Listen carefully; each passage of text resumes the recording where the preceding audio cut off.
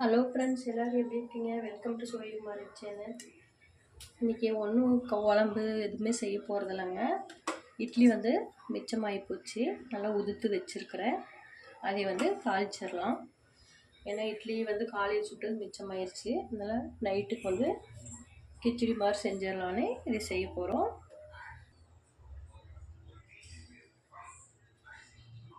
ஒரு 2 table spoon oil விட்டுக்கலாங்க. பாருங்கள், எண்ணெய் சூடாயிடுச்சு. கடுகு போட்டுக்கலாம், கொஞ்சம் உளுத்தம்பருப்பு போட்டுக்கலாங்க.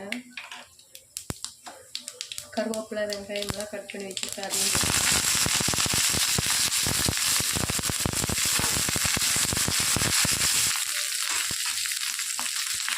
காய்ந்த மிளகா ஒரு 3 மிளகா துள்ளி வச்சுருக்காங்க, அதையும் போட்டுக்கலாம். நம்ம மிளகாத்தூள் போடுறதுனால மிளகா கொஞ்சம் கம்மியாக போட்டுக்கலாம். இது நல்லா வதங்கி வரட்டும். கொஞ்சம் மல்லித்தலையும் போட்டுக்கலாங்க.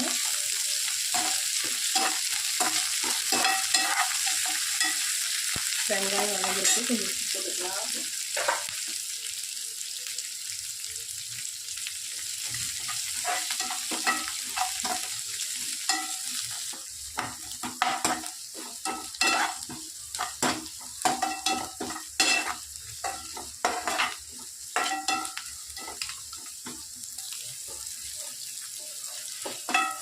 வெங்காயம் நல்லா வதங்கி வந்துருச்சுங்க. இப்போ தக்காளி பொடியாக கட் பண்ணி வச்சுருக்க அதை போட்டுறாங்க.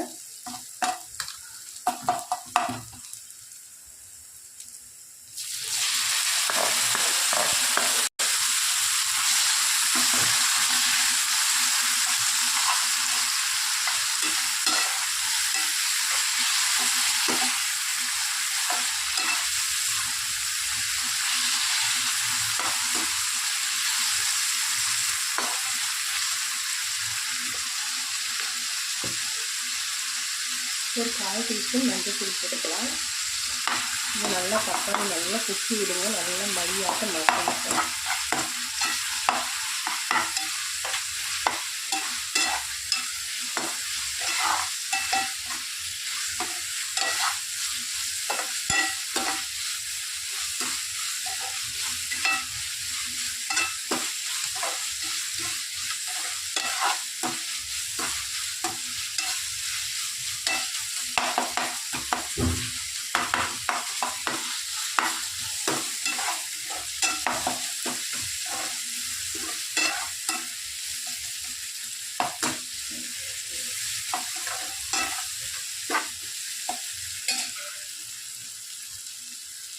ஒரு 1/4 டீஸ்பூன் மிளகாத்தூள் போட்டுக்கலாங்க.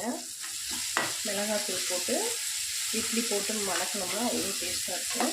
காரமாகவே செய்யலாம், சாப்பிட்றதுக்கு நல்லாயிருக்கும். குழந்தைங்களுக்கு கொடுக்குறதா கம்மியாக போட்டுக்கோங்க.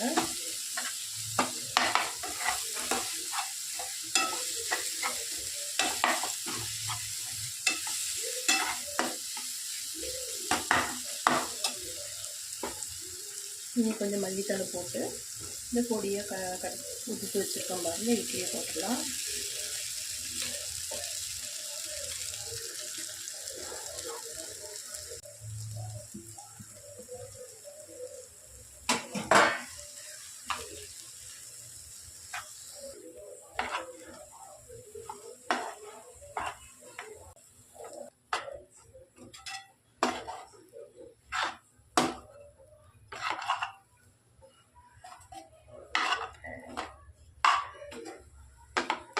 பாருங்கள் எவ்வளோ கலர்ஃபுல்லாக இருக்குதுன்னு. இதுக்கு கொஞ்சமாக எலுமிச்சம்பழம் புளிஞ்சிடலாங்க. இது அவ்வளோ டேஸ்ட்டாக இருக்கும். நிறைய புளிய வேண்டாம், ஒரு சொட்டு மட்டும் புளிஞ்சா போதுங்க.